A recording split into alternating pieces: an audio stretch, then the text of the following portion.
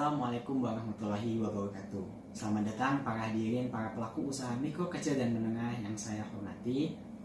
Pada pertemuan kali ini saya akan mensosialisasikan terhadap Bapak dan Ibu terkait penerapan peraturan pemerintah nomor 23 tahun 2018 terkait pajak penghasilan atas UMKM menggunakan tarif 0,5%.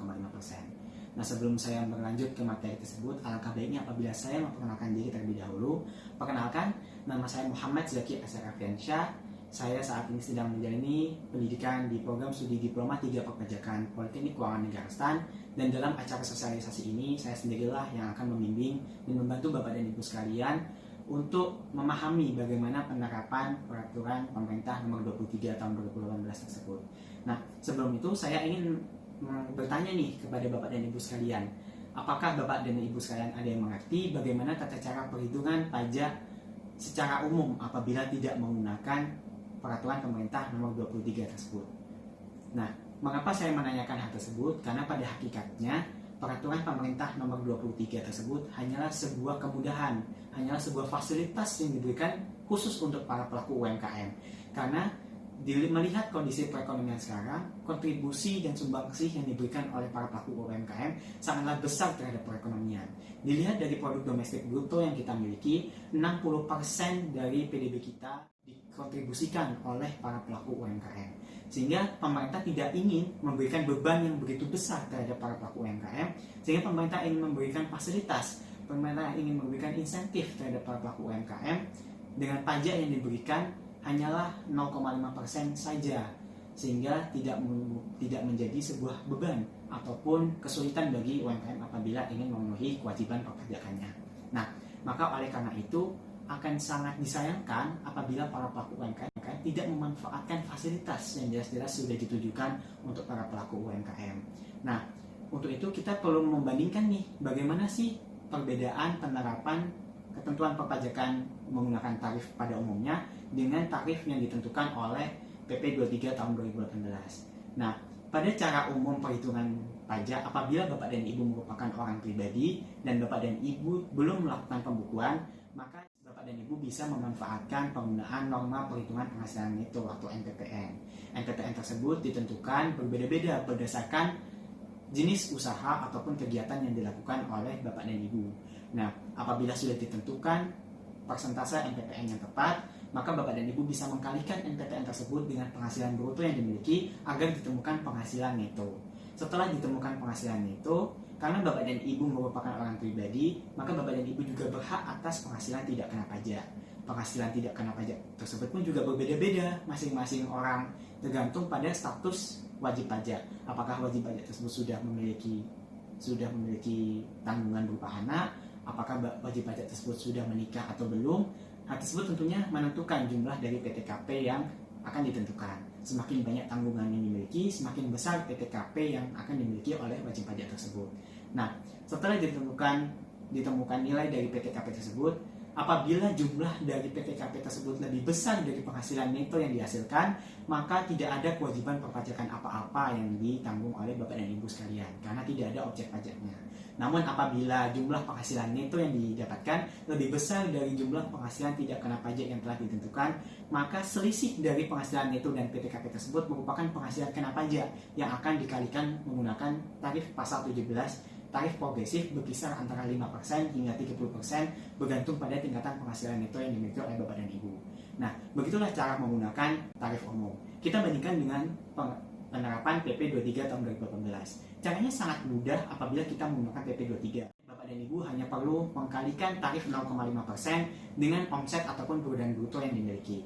Walaupun Bapak dan Ibu bisa memanfaatkan tarif 0,5% tersebut, namun pemerintah masih memberikan kebebasan bagi Bapak dan Ibu apakah Bapak dan Ibu ingin menggunakan cara lama ataukah Bapak dan Ibu ingin menggunakan tarif 0,5% tersebut.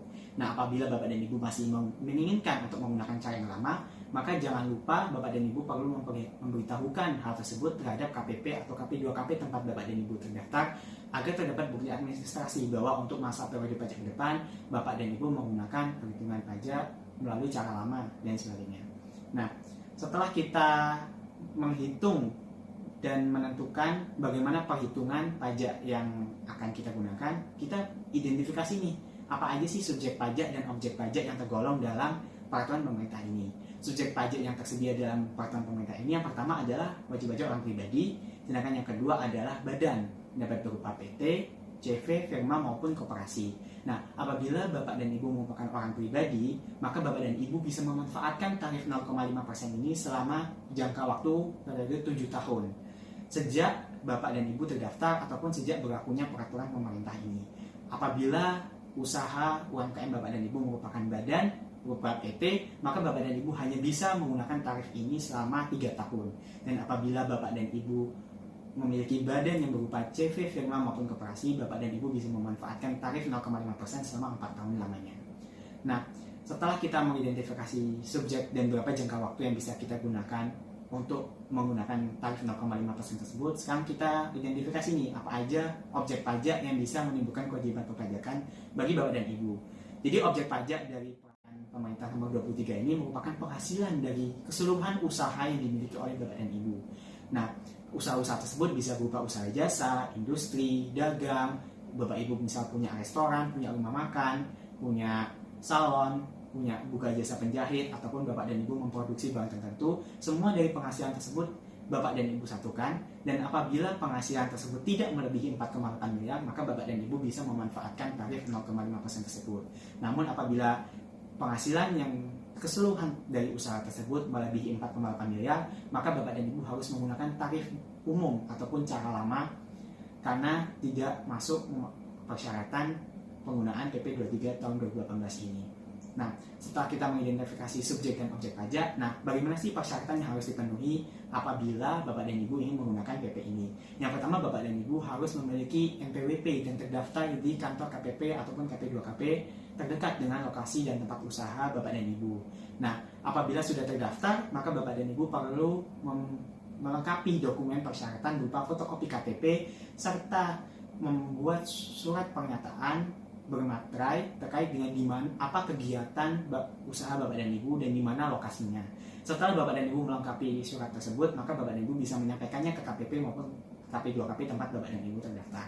Nah, setelah memenuhi persyaratan tersebut, maka Bapak dan Ibu bisa melaporkan pajak, bisa melaporkan penghasilan yang dimiliki dan didapatkan berapa sih pajaknya.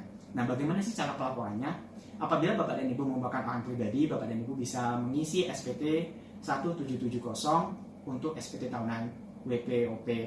Nah, di situ di lembar ketiga di angka 16 terdapat penghasilan yang dikenakan pajak final. Nah, di situ Bapak dan Ibu bisa memasukkan penghasilan atas UMKM tersebut pada angka 16 tersebut dan didapatkan PPh terutang 0,5% dari penghasilan bruto tersebut. Nah, setelah Bapak dan Ibu melaporkan penghasilannya, Bapak dan Ibu bisa membayarkan pajaknya melalui cara-cara berikut. Yang pertama, Bapak dan Ibu perlu membuat kode billing. Kode billing tersebut bisa dibuat melalui website DJP online, bisa melalui Kering Pajak, bisa melalui kantor pos maupun teller bank. Bapak dan Ibu juga bisa memanfaatkan sistem ATM, baik internet banking maupun mobile banking dalam membuat kode billing tersebut. Nah, apabila sudah dibuat kode billing, maka Bapak dan Ibu bisa membayarkan pajaknya. Pembayaran pajak bisa dilakukan melalui kantor pos, bisa melalui bank, juga bisa melalui ATM. Jangan lupa untuk kode akun pajaknya adalah angkanya 411128 dan kode jenis setorannya adalah 420 untuk pembayaran pajak final UMKM tersebut.